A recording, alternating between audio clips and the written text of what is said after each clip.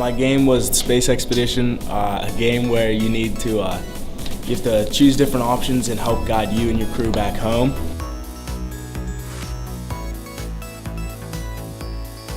This is the open house for my CIS 105 games class. It's an intro course, so it's mostly students who've never programmed or built anything like this before.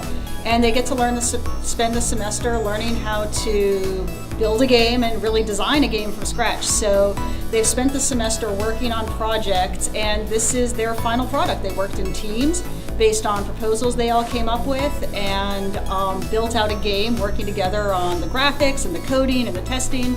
And we like to, on the last day, invite everyone in the community in to see what they have.